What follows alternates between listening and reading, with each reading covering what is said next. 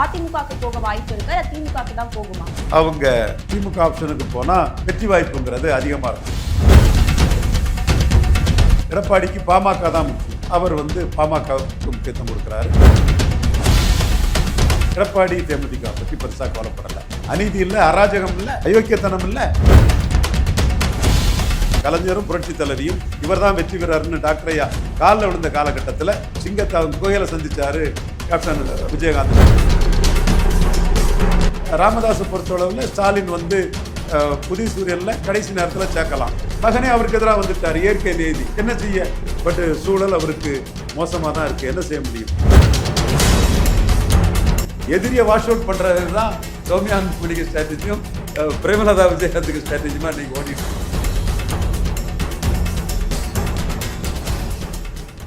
Cloud7 voice நேயர்களுக்கு வணக்கம். இன்றைய நேர்காணலில் நம்மோடு இணைந்திருக்கிறார் அரசியல் விமர்சகர் ரவீந்தர் துரைசாமி அவர்கள். வணக்கம் சார். வணக்கம்மா. இப்போ தேமுதிக அதிமுகவுக்கு போக வாய்ப்பு இருக்கு, திமுகவுக்கு தான் போகுமா? ரெண்டு இடமும் அவங்க ஆப்ஷனை வச்சிருக்கிறாங்க. எந்த ஆப்ஷன் அவங்களுக்கு பெட்டரா இருக்குமோ அதில் போவாங்க. என்னோட கருத்து, அவங்க திமுக ஆப்ஷனுக்கு போனால் 47 விழுக்காடு ஓட்டில் திமுக இருக்குது. இவங்களும் 3 விழுக்காடுன்னு சொல்லும்போது அது 50 ஆகும். அப்போ என்டிஐக்கு 3 குறையும். அப்போ என்டிஐக்கும் திமுகவுக்குள்ள வித்தியாசமே ஒரு 17 விழுக்காடு ஓட்டுக்கிட்ட வந்துட்டுச்சுன்னா, ஒரு 15 விழுக்காடு வந்துட்டுன்னா இவங்களுக்கு பெரிய அணியில் நின்று வெற்றி வாய்ப்புங்கிறது அதிகமாக இருக்க முடியும். ஸோ ஸ்டாலின் கொடுக்குறது எம்பி போஸ்ட்டு, எம்எல்ஏ போஸ்ட்டுன்னு இருக்குது. இவங்க என்டிஐக்குள்ள எடப்பாடி அணியில் போனால் எடப்பாடிக்கு பாமக தான் முக்கியம். பாமக அன்புமணி தான் முக்கியம். அன்புமணியோ சௌமியா அன்புமணியோ எடப்பாடியில் நின்னா இவர் தோத்துருப்போங்கிற அச்சத்தில் தான் 18+1 அன்புமணி கொடுத்துட்டார். இன்னும் கொஞ்சம் டஃப்பாக பார்கெயின் பண்ணியிருப்பாங்கன்னா அன்புமணி 20க்கு மேலே போயிடலாம். நான் சொன்னேன், அவங்க சரி எனிவே 18+1ன்னு அவங்க ராமதாஸை இம்மிடியேட்டாக தோக்கடிக்கணுங்கிற அந்த இதுதான் அவங்களுக்கு நோக்கம். ராமதாஸை வீழ்த்தணும், ராமதாஸுக்கு ஒரு முக்கியத்துவம் வரக்கூடாதுங்கிற அந்த நோக்கத்தில் 18+1ன்னு அவங்க போயிட்டாங்க. இதில் எடப்பாடிக்கும் எடப்பாடியிலேருந்து அரசியல் பண்ணனால, வன்னியர்களை மையமாக வச்சு அரசியல் பண்ணுறதுனால அவர் பாமகவுக்கு முக்கியத்துவம் கொடுக்குறாரு. தேமுதிகவுக்கு எடப்பாடி முக்கியத்துவம் கொடுக்கல. அதே வேளையில் வேலுமணி தேமுதிகவுக்கு முக்கியத்துவம் கொடுக்குறாரு. தங்கமணி தேமுதிகவுக்கு முக்கியத்துவம் கொடுப்பாரு. ராஜேந்திர பாலாஜி கொடுப்பாரு. ஆர்வி உதயகுமார் கொடுப்பாரு. செல்லூர் ராஜு கொடுப்பாரு. விருதுநகர் மக்களவைக்குள்ள உள்ள அதிமுக முன்னணி தலைவர்கள் அந்த முக்கியத்துவத்தை தேமுதிகவுக்கு கொடுப்பாங்க. கடம்பூர் ராஜு கொடுப்பாரு. ஆனால் எடப்பாடி பழனிசாமி தேமுதிகவுக்கு அந்த முக்கியத்துவத்தை கொடுக்கல. அவர் பாமகவுக்கு தான் முக்கியத்துவம் கொடுக்குறாரு. வன்னியர் வாக்கில் தான் அவர் வெற்றி பெறாரு. நான் தானே 10.5 ஜாதிவாரி கணக்கெடுப்புலாம் கொடுக்குற தப்பு, அநீதி எண்ணி வாங்கி அடித்தேன். இபிஎஸ்சியும் சிவி சண்முகமும் அநீதி இல்லை, அராஜகம் இல்லை, அயோக்கியத்தனம் இல்லை. ஜாதிவாரி கணக்கெடுத்து கூடுதலாக கொடு. எடப்பாடியில் ஜெயிக்கிறதுக்காக இப்படி எப்படி அராஜகம் பண்ணலாம், அயோக்கியத்தனம் பண்ணலாம்? அது நியாயமா? அதை பிரேமலதா அம்மையாரும் கேட்டாங்க. அதனால 2024 அவங்கள கூட்டணியை விட்டு கலத்தி விட்டுட்டாரு. அப்புறம் கூட்டணியில் வேறு யாரும் இல்லாதனால அவர் கேப்டன் விஜயகாந்துக்கு சிம்பதி எல்லாருக்குமே தெரியும். அது கேப்டன் விஜயகாந்த் ஆலயத்துக்குள்ள கூட்டம் டூரிஸ்ட் ஸ்பாட்டுகளுக்கே இல்லை. என்ன சொல்கிறேன்னு தெரிஞ்சவங்களுக்கு தெரியும். அப்போ அந்த இடத்துக்குள்ள விஜயகாந்த் கூட்டணி வேணுங்கிறதுனால தானே அவர் 5 சீட்டு கொடுத்தாரு. இப்போ பாமக வருது, பாமக தான் முக்கியம்னு இப்போ கொடுக்குறாரு. ஸோ அதிமுகவுக்குள்ளேயே சொன்ன மாதிரி ராஜ்யசபா கொடுக்கல. எத்தனை இது இருக்குது. பட் தென் மாவட்டத்திலையும் மேற்கு மாவட்டத்திலும் உள்ள அதிமுகவினர் பிரேமலதா விஜயகாந்த் அம்மையார் ஜெயலலிதா கொடுத்த முக்கியத்துவம் கொடுக்குற மாதிரி கொடுத்து, அவங்களுக்கு அது பழக்கம். அந்த பழக்கத்தில் கொடுத்து பார்க்குறாங்க, எப்படியும் வந்துடணும்னு பேசுகிறாங்க. எடப்பாடி அதில் அசர மாட்டேங்கிறாரு. எடப்பாடி அதில் பெரிய ஆஃபரை அதிமுக சைட்லேருந்து கொடுக்க தயார் இல்லைங்கிற நிலைமை தான் இருக்குது. மீண்டும் சொல்கிறேன், வேலுமணி தங்கமணி போன்றவங்களுக்கு மேற்கு மாவட்டங்களில் அவங்க பகுதியில் அதிக சீட்டு அவங்க ஜெயித்து கொண்டு வரணும்னா தேமுதிக செல்வாக்கு வேணும்னு நினைக்கிறாப்புல. எடப்பாடி தேமுதிக பற்றி பெருசாக கவலைப்படலை. முடிவெடுக்கிற இடத்துல இருக்கிறவர் யார்? எடப்பாடி பழனிசாமி. இங்கே முடிவெடுக்கிற இடத்துல இருக்கிறது யார்? முக ஸ்டாலின். முக ஸ்டாலின் தேமுதிக தேவைன்னு நினைக்கிறார். Okay sir. இப்போ எத்தனை சீட்டு கொடுக்கறதுக்கான வாய்ப்பு இருக்கும் சார்? சீட்டு அவங்க அதிமுக அணியில் பாமக பிளவுபட்டதுனால பாமகவோட அதிகம் கேட்குறாங்க. பாமகவோட ஒரு சீட்டாவது எங்களுக்கு அதிகம் வேணுங்கிறத தேமுதிக வைக்கிறாங்க. இது பாமக தேமுதிக விரோதம்ங்கிறது 2006 இருந்தே இருக்குது. 2006 வரை டாக்டர் ராமதாஸ் வெற்றி கூட்டணி ராமதாஸ்னா பாமக அன்புமணியும் சேர்த்து தான். இப்போ அன்புமணியும் சேர்த்து தான் அதை உள்ளீடாக நம்ம பேசணும். இப்போ ஏன்னா அவங்க பிளவுபட்டு நிற்காரு, அவரும் ஒரு சக்தியாக நிற்கிறாருன்னு சொல்லும்போது 18 சீட்டு ஒரு ராஜ்யசபாணி வாங்கிட்டாரு. இவருக்கு கூட்டணிக்கு ஆள் இல்லைன்னு சொல்லும்போது அன்புமணி தான் இன்னைக்கு பெரிய ஆளாக நிற்கிறாரு. ஃபேக்ட். அப்போது அவங்க ஒன்றா நிற்கும்போது மாறி மாறி போனாலும் அவங்க வெற்றி வீரர்களாட்டு அவங்க இருந்தாங்க. அதை யாருமே தடுக்க முடியல. எங்கள் அண்ணன் ரஜினிகாந்த் கூட 2004ஆம் ஆண்டு வந்து அதை எதிர்த்து நிற்கும் போது களமாடணும் போது 9ல் நான் சொல்லி அடித்தேன், ரவீந்திர துரைசாமி சொல்லி அடித்தேன். இதுவும் நம்ம சொல்லி அடிக்கக்கூடிய கில்லி, சினிமாவில் தான் சொல்லணும் கில்லியாக இருக்கானுங்க, நிஜ வாழ்க்கையில் கோழையாக இருக்கானுங்க, அரசியல் களத்தில் கோலத்தனமாக தான் இருக்காங்க. நம்ம அப்போவே ராமதாஸை தோக்கடிப்புன்னு 2009ல் இது பண்ணோம். எங்கள் அண்ணனும் களத்துக்குள்ளே வந்தார் ரஜினிகாந்த். ஆனால் அந்த இடத்துக்குள்ளே ராமதாஸ் வந்து வெற்றி பெற்றுட்டார். அப்போ வெற்றி வீரராட்டே ராமதாஸ் இருந்தார். அந்த எங்கள் அண்ணன் ரஜினிகாந்தை தோக்கடித்த ராமதாஸை களத்துக்குள்ளே கேப்டன் விஜயகாந்த் சுத்த வீரர் இறங்கினார். அடினா அடிக்கிறதுக்கும் வெட்டுனா வெட்டுறதுக்கும் உனக்கு ஆள் இருக்கும்போது எனக்கு ஏண்டா ஆள் இருக்கா கூடாதுன்னு கேட்டார். அது சரியான கேள்வி, மிகப்பெரிய கேள்வி. நீ பாபா படப்பெட்டியை பட்ட பகலில் வந்து எடுத்துகிட்டு போயிருக்குன்னு சொல்லி மிக கடுமையான விமர்சனங்களை வச்சார் பாபா பட விவகாரத்தில். அதையும் தாண்டி அவர் சிங்கத்தை தன் குகையில் சந்தித்த மாதிரி வெற்றி வீரராட்டு கலைஞரும் புரட்சி தலைவியும் டாக்டர் ஐயா காலில் விழுந்த காலகட்டத்தில் அப்படியே போட்டு கலைஞரும் புரட்சி தலைவியும் இவர் தான் வெற்றி வீரர்னு டாக்டர் ஐயா காலில் விழுந்த காலகட்டத்தில் சிங்கத்தை அவன் குகையில் சந்திச்சார் கேப்டன் விஜயகாந்த். மதுரை வீரண்டா மங்கம்மா பேரண்டான்னு களத்துக்குள்ளே வந்து நின்னார். இப்போ நான்லாம் அவருக்கு பெரிய சப்போர்ட்டை கொடுத்தேன். ஏன்னா எனக்கும் ராமதாஸுக்கும் விரோதம் இருந்து எதிரிக்கு எதிரி நண்பங்கிறதையும் தாண்டி விஜயகாந்தே நமக்கு பிடிக்கும். ஸோ அந்த இடத்துக்குள்ளே அவர் தோக்கடிச்சு காட்டினதுலேருந்து பாமக தான் அங்கே வெற்றி வீரருங்கிறது வந்து 2009 இருந்தே அது அடிபட ஆரம்பிச்சு. ஏன்னா 2009 டாக்டர் ஐயாவுக்கு அந்த 98 கூட்டணியை நாம தான் உருவாக்கி கொடுத்தோம். எண்டு ஜஸ்டிஃபைஸ் த மீன்ஸ்ன்னு கலைஞர் அழிக்க நினைக்கும் போது நான் இருந்த கட்சியை, நான் துணைத் தலைவராக செய்தி தொடர்பாளராக அரசியல் தலைமைக்குழு உறுப்பினராக இருந்த பாட்டாளி மக்கள் கட்சியை கலைஞர் அழிக்க நினைக்கும் போது ஜெயலலிதா அம்மையார்கிட்ட 4 சீட்டுக்கு 5 சீட்டு வாங்கி கொடுத்து காப்பாற்றி விட்டது நான் 98. அப்போ கலைஞரை என்ன கடுமையாக விமர்சித்தார். ராமதாஸை கொள்கைவாதின்னு, நான் கொள்கையற்றவனும் என்ன விமர்சித்தார். நான் சொன்னேன் எண்டு ஜஸ்டிஃபைஸ் மீன்ஸ்ன்னு. நீங்கள் மட்டும் இந்திரா காந்தி அம்மையார் கூட 88 கூட்டணி போகும்போது உங்கள் ஆட்சியை டிஸ்மிஸ் பண்ண கூட்டணி போகும்போது நாங்கள் ஏன் ஜெயலலிதா அம்மையார் கூட கூட்டணி போகக்கூடாதுங்கிற அந்த கருத்தை முன் வச்சேன். அந்த வெற்றிக்கு பிறகு தொடர் வெற்றி வீரராக இருந்த டாக்டர் ஐயா வந்து 2009 வந்து தோல்வியை தள்ளுறாருன்னா நாங்களும் விஜயகாந்த மையமாக வச்சு தான் டாக்டர் ஐயா வீழ்த்தினோம். கலைஞரை அன்னைக்கு டெலகிராம்ஸ்லாம் இருந்து கலைஞர் குடும்ப உறுப்பினர்லாம் எங்களுக்கு தெரிஞ்சவங்க, அவங்கள்ட்ட வந்து நாங்கள் போய் சொன்னது என்னென்னா, நீங்கள் ராமதாஸை சேர்த்துக்கிட்டீங்கன்னா 37 விழுக்காடு ஜெயலலிதா, 10 விழுக்காடு விஜயகாந்தையும் சேர்த்துக்கிட்டு அவங்க 40 சீட்டும் தமிழ்நாடு ஃபுல்லாக ஜெயித்துருவாங்க. உங்களுக்கு வந்து 40ன்னா தலையே போயிடும். ராமதாஸ் ஜெயலலிதா சேர்த்தா ஒரு கைகால் தான் போகுங்கிறதுல விஜயகாந்தை முன்னிறுத்தி விஜயகாந்தை காட்டி ஒரு சான்ஸ் எடுக்க முடியாதுங்கிற ஒரு புள்ளியை டாக்டர் கலைஞருக்கு கொடுத்து தான் நாங்கள் அந்த இதை வந்து பாமகவை தோக்கடிச்சு காட்டினோம். எங்கள் ரஜினிகாந்த் தோத்த இடத்துல விஜயகாந்த் சேலஞ்ச் பண்ணார்.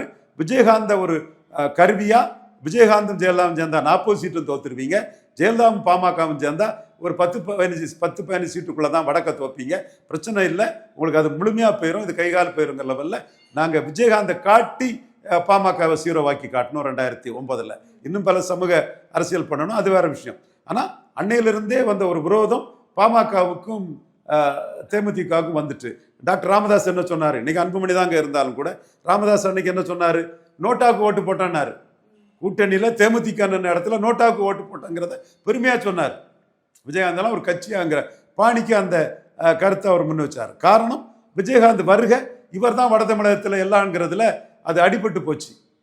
ஸோ அந்த யுத்தம் வந்து இவங்களுக்கு இடையில தொடர்ந்து இருந்துட்டு இருக்கு. அதில் வன்னியர் சமுதாயத்தை சேர்ந்த துரைமுருகனாலும் இவங்களுக்கு எதிராக கட்டையை போடுவார், துரைமுருகனாலும் இவங்களுக்கு எதிராக ஸ்டாலினுக்காக கட்டையை போடுவார், KP முனுசாமினாலும் இவங்களுக்கு எதிராக கட்டையை போடுவார்.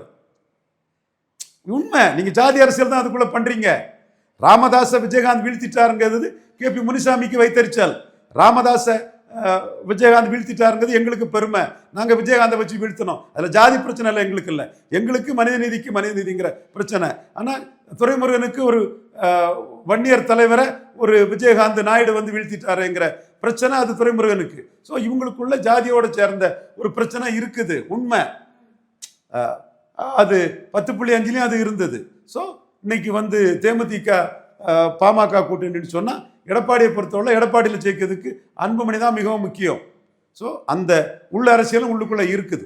இப்ப ராமதாஸ் தரப்புல இருந்து திமுகவுக்கான ஆதரவை வெளிப்படையா சொல்லிட்டு இருக்காரு. இப்ப இது வந்து பாமகவுக்கு ஒரு பலவீனத்தை ஏற்படுத்துமா இந்த தேர்தலில்? ராமதாஸுக்கு வேற வழி இல்லைங்க, பெரிய தலைவர், எங்கேயோ போய் நிற்க வேண்டியவர், தப்பான முடிவெல்லாம் மாட்டிட்டார், ஒரு ரவுண்டு வந்துட்டாரு. அவர் அளவுக்கு ஒரு ஜாதிக்கு பெரிய ஒரு ஐக்கானா இருந்தது யாரெல்லாம், வன்னியர்களுக்கு அவர் செய்த அளவுக்கு எந்த ஜாதிக்கும் யாரும் பண்ணல. வன்னியரோட இந்த வளர்ச்சிக்கு அவர் தான் ஐயா தான் காரணம். அதெல்லாம் மறுக்கவோ மறைக்கவோ முடியாது. அவரோட உழைப்பு தான் வன்னியர்கள் அரசியல் களத்துக்குள்ளே எழும்பி வர்றதுக்கு காரணம். கல்வி வேலைவாய்ப்பில் வன்னியர்கள் எழும்பி வர்றதுக்கு காரணங்க நான் மறுக்க வரல. பட் அரசியலை தவறளித்தார். எனக்கு அவர் பண்ணது பெரிய அநீதி. அவர் கட்சியை கலைஞர் ஒழிக்க நினைக்கும் போது காப்பாற்றி விட்டவன் நான். மனித நான் செயல்படக்கூடியவன். அப்படி இருக்கும்போது நான் துணிஞ்சு ஒரு சிஎம்முக்கு எதிராக இவர் கட்சியை காப்பாற்றி விட்டேன். எந்த ஒரு ரிவார்டும் எனக்கு கரெக்டாக பண்ணலை. பட் அவரால் தான் நான் பாப்புலர் ஆனுங்கிற நன்றி உணர்வு எனக்கு இருந்தாலும் கூட, அதை நான் பதிவு பண்ணாலும் கூட, அவர் என்ன ஹிந்தி படி கம்ப்யூட்டர் படி ராஜ்யசபாவனுக்கு தான் மந்திரின்னு சொன்னவர் ஏமாத்திட்டு போயிட்டார். அந்த இடத்துக்குள்ள அவர் மகனை கொண்டு வந்தார். மகனுக்கும் எனக்கும் பிரச்சனை இல்லை, அவருக்கும் எனக்கு தான் பிரச்சனை. என்ன அவர் ஏமாத்திட்டார், மகனை கொண்டு வந்தார். மகன் வந்ததுனால தான் கட்சி இவ்வளோ காலமும் நிற்குது. அதையும் நம்ம ஒத்துக்கணும். மகன் வந்ததுனால தான் கட்சி இவ்வளோ காலமும் நிற்குது. மற்ற கட்சிகள் எல்லாம் வாக்கு வலிமை குறைஞ்ச போது இவர் வாக்கு வலிமை குறையாமல் இருக்காத காரணம் 2010 மாற்றம் முன்னேற்றம் அன்புமணின்னு ஜானாரிக்கசாமி தான். ஓகே, ஜானாரிக்கசாமி வன்னியர் ஓட்டை வாங்கி கொடுத்துட்டான். ஜானாரிக்கசாமிக்கு நான் பாராட்டுக்கள். அந்த இடத்துல நியாயமா உண்மையை சொல்லணும். அன்புமணியை முன்னிறுத்தி அவங்க விழுந்த வன்னியர் ஓட்டையும் எடுத்துட்டாங்க. ஆனால் அந்த கட்சி நிலைக்கிறதுக்கு ராமதாஸ் அன்புமணியை முன்னிறுத்தினது காரணம். எனக்கு அதில் அநீதி இருக்கு. நான் கட்சியை காப்பாற்றின என்ன ஏமாத்திட்டாரு. பட் என்னாச்சு, மகனே அவருக்கு எதிராக வந்துட்டார். இயற்கை நீதி என்ன செய்ய? ஐயா எவ்வளோ பெரிய வில்போர் உள்ள தலைவர், எவ்வளோ ஸ்ட்ராங் லீடர், ஒரு ஜாதி எவ்வளவுக்குள்ள உயர்த்தினவர். இன்னைக்கு என்ன ஆச்சுன்னா அவருக்கு நிலைப்பாடு அவங்க மக்களாலே அவங்க நிர்வாகிகளாலே ஏற்றுக்கொள்ளப்பட முடியல. கொஞ்சம் மிடில் ஏஜ்டு வன்னியர்கள் மத்தியில் மட்டும் ஒரு அனுதாபம் அவர் மேலே இருக்குது. மற்றபடி அன்புமணிக்கு தான், அவரோட நிலைப்பாட்டுக்கு தான் எடப்பாடியே ஆதரவு கொடுத்து 18 சீட்டு ஒரு ராஜ்யசபான்னு கொடுத்து முடிச்சிட்டாரு. அப்போ ஓரளவு பழைய பலம் இல்லைனாலும் அந்த கட்சி ஓடும். ஆனால் ராமதாஸை பொறுத்தளவில் ஸ்டாலின் உதயசூரியனில் கடைசி நேரத்தில் சேர்க்கலாம். ஒரு அடையாளத்தோடு அவர் சேர்க்க விரும்ப மாட்டார். திருமாவளவன் அதில் கோப்பற்றக்கூடாதுன்னு தான் ஸ்டாலின் பார்ப்பார். திருமாவளவன் 3 தடவை வெற்றியை கொடுத்தவர். அப்போ அதில் என்ன பண்ணுவார், புரோ வன்னியர் பண்ணுவார். என்கிட்ட ஸ்டாலின் பேசும்போது அதுதான் பேசினார். ஒரு 7 நிமிஷம் பேசிட்டு போய் எங்கிட்ட நிறைய வன்னியர் இருக்காங்க, அவங்களுக்கு நாங்கள் சீட்டு கொடுக்கணும்னு ஜெயலலிதா பண்ண மாதிரி வன்னியர் கேண்டிடேட் எண்ணிக்கையை ஸ்டாலின் கூட்டுவார். ஜெயலலிதா 45 வன்னியர் கேண்டிடேட் கொடுத்தாங்க, 8 வன்னியர் எம்பியாக கொடுத்தாங்க. அது கூட நம்ம ஸ்ட்ராட்டஜி தான். இவர் என்டி சண்முகமும் முகமது ஆசிப்பும் முகமது ஆசிப்பும் திருநாக்கரசு முதலியாரும் முகமது ஆசிப் முஸ்லீமும் வன்னியர் கேண்டிடேட்டை தோக்கும்போது நீங்கள் வன்னியரை போட்டிருந்தா மற்ற ஜாதிக்காரங்க ஜெயலலிதா ஸ்டாம்ப் உள்ள வன்னியர் இதுக்கு போட்டுருவாங்க, அது ராமதாஸ் ஸ்டாம்ப் உள்ள ஜாதி வன்னியர்னு போட மாட்டாங்க. நீங்கள் முஸ்லீம் முதலியாருக்கு பதிலாக வன்னியரே 2 இடத்துலையும் போட்டால் ஏகே மூர்த்தியும் என்டி சண்முகத்தையும் தோக்கடிச்சிருக்கலாம் 99 நாம சொன்ன அந்த கருத்தில் தான் ப்ரோ வன்னியர் பண்ணி ஜெயலலிதா 8 வன்னியரை எம்பி கேண்டிடேட் போட்டாங்க, 45 வன்னியரை எம்எல்ஏ கேண்டிடேட் போட்டாங்க. அதே மாதிரி ஸ்டாலினும் ப்ரோ வன்னியர் தான் பண்ணுவாரே தவிர ராமதாஸை சேர்த்தா திருமாவளவன் அதிருப்தி அடைஞ்சிடக்கூடாதுங்கிறதான் அவர் பார்ப்பாரு. 2011 அது பொருந்தா கூட்டணி ஆயிடுச்சு. இப்ப ராமதாஸ் அவர்களுக்கு எந்த ஒரு சின்னமும் இல்லாததுனால உதயசூரியன்ல நிக்கிறதுக்கான வாய்ப்பு இருக்கா? அவங்களுடைய ஆதரவாளர்களை கடைசி நேரத்தில் சேலம் தருமபுரிக்காக ஒரு சில சீட்டுகள் திருமாவளவன் சம்மதத்தோட கொடுக்கறதுக்கு வாய்ப்பு இருக்குது. அது ஸ்டாலின் அதுலேயும் கூட கொஞ்சம் யோசித்தான் கொடுப்பாரு. பெரிய அடையாளத்தை கொடுத்து பண்ணுனா அது எதிர்ப்பு ஓட்டு ஆயிடக்கூடாது, எலித்தவள நட்பு பொருந்தா கூட்டணி ஆயிடக்கூடாதுங்கிறத யோசிப்பார். கடைசி நேரத்தில் ஸ்டாலின் சில முடிவுகளை அதில் எடுக்கிறதுக்கு வாய்ப்பு இருக்குது. அங்கே கட்சியில் உள்ள வன்னியர் அமைச்சர்கள் போன்றவங்களுக்கெல்லாம் அதில் ஒரு ஆசை இருக்குது. ஆனால் ஸ்டாலினை பொறுத்தவரை என் போன்ற ஒரு கருத்தையும் ஸ்டாலின் அதில் முன்னெடுப்பார். ராமதாஸுக்கு ஒரு உருவம் கொடுத்தா அது பிரஜாதிகள் மத்தியில் பாதிப்பு வந்துடக்கூடாதுங்கிறத பார்ப்பார். ஒரு வேளையில் அது பாதிப்பு வராது, ராமதாஸே விழுந்துட்டாரு பாவம் அப்படின்னு ஒரு எண்ண ஓட்டு ஸ்டாலினுக்கு வந்தோன்னா மிக குறைஞ்ச சீட்டில் உதயசூரியனில் அகாமடேட் பண்ண வாய்ப்பு உண்டு. அது எப்படி வருது, என்ன சூழ்நிலை வருதுங்கிறது நமக்கு தெரியல. எல்லாமே இயற்கை நீதி தான். ராமதாஸ் என்னத்தை சொல்ல, ஐயா எப்படி இருந்தார், நம்மளும் அவரும் சேர்ந்துருந்தோம்னா எந்த அளவுக்கு அந்த கட்சியை உயர்த்தி கொண்டு வந்திருக்கலாம். அதில் அவருக்கு ஜாதிய உணர்வில் ஒரு நாடார் சொல்லியா நான் கட்சி நடக்குது, ஒரு நாடாராக என் கட்சியை காப்பாற்றிட்டாங்கிற அந்த ஜாதிய உணர்வு வரத்தான் செய்யும். என் கட்சியை நாடார் தான் நடத்துகிறான்னு சொல்கிறான், என்ன இதுன்னு பார்த்தாரு. சரி, ஓகே, அது என்றாலும் நல்லதுகளை பார்த்தா நமக்கு ரொம்ப நன்மை செய்தவர் தான். பட் சூழல் அவருக்கு மோசமாக தான் இருக்குது, என்ன செய்ய முடியும். மகள் எல்லாரையும் அரசியலுக்குள்ள கொண்டு வந்திருக்காருன்றது ஒரு மிகப்பெரிய விமர்சனமா வைக்கப்பட்டது. மகளை கொண்டு வந்ததுனால தான் எந்த காலத்திலையும் மகன் கூட என்ன காம்ப்ரமைஸ் இல்லை. அதெல்லாம் முடிஞ்சிட்டு, மகன் கொண்டு வரும்போதே அந்த உறுதிமொழியெல்லாம் முடிஞ்சிட்டு. இப்போ மகளை கொண்டு வந்ததுனால தான் எந்த காலத்திலும் காம்ப்ரமைஸ் இல்லை. மகன் என்ன நினைக்கிறாருன்னா இந்த எலெக்ஷனோட இவரை நம்ம முடிச்சு கட்டிட்டோம், அதாவது அரசியல் ரீதியாக முடிச்சு கட்டி நீண்ட நாள் வாழணும் ஐயா, நல்லா வாழணும். அது அவரை ஜெயலலிதா அநீதி பண்ணதுக்கு ஏற்க தண்டனை ஜெயலலிதா கொடுத்தது, இயற்கை நீதி ஜெயலலிதா அந்த தண்டனை அடைஞ்சாங்கன்னு அன்னைக்கும் சொல்கிறேன், இன்னைக்கும் சொல்கிறேன். அது வேற விஷயம். அப்போ அவர் என்ன நினைக்கிறாரு, மகன் அரசியல் ரீதியாக இவரை முடிச்சு கட்டிட்டோம்னா அது வந்து எதிர்காலத்தில் நம்ம வன்னியர் ஃபேஸாக முழுமையாக உயர்ந்துடலான்னு நினைக்கிறாரு. ஸோ அந்த இடத்துக்குள்ள குருவுக்கு மகள் விருதாம்பிகை குருவை ஒரு பசுமன் தேவர் மாதிரி ஒரு ஐக்கானாக கொண்டு வரணும்னு அவங்களும் அந்த இதில் ஸ்பேஸுக்கு வராங்க. பட் அன்புமணியை பொறுத்தவரை டார்கெட் வந்து இவர் தான், ராமதாஸ் தான். இந்த இடத்துல ராமதாஸை தோக்கடிச்சு காட்டிட்டோம்னா அது அப்புறம் அந்த உருவத்தில் வன்னியர் திரளக்கூடிய ஜாதி மீண்டும் திரட்டி எடுத்துடலான்னு அவர் பார்க்குறாரு. மகளை கொண்டு வந்தனால தான் மகனுக்கும் அவருக்கும் நம்ம காம்ப்ரமைஸ் ஆகிறதுக்குள்ள வாய்ப்பை மிக மிக குறைவாட்டு ஆக்கிட்டு. அது மருமகா இப்போ பொலிட்டிக்கல் குடும்பம், விநாயகம் வந்தவாசி கிருஷ்ணசாமிக்கு மகா, விநாயகத்துக்கு பேத்தி, அந்த பெரிய சட்டசபையிலலாம் பெருசாக பண்ண ஒரு ஃபேமிலி, அவங்களும் பெரிய ஸ்ரூடு. அவங்களும் அன்புமணியும் அவங்களும் அரசியல் களத்துக்குள்ளே நிற்கணும்னா ராமதாஸ் தரப்பை வந்து இந்த இடத்துக்குள்ளே வாஷ் அவுட் பண்ணாதான் முடியும்னு அவங்க நினைக்கிறாங்க. ஸோ இது வந்து அவங்க ஜெயிக்கிறதுக்கு கூட வேலை இல்லை, எதிரியை வாஷ் அவுட் பண்ணுறது தான் சௌமியா அன்புமணிக்கு ஸ்ட்ராட்டஜியும் பிரேமலதா விஜயகாந்துக்கு ஸ்ட்ராட்டஜியுமா இன்னைக்கு ஓடிட்டு இருக்கு.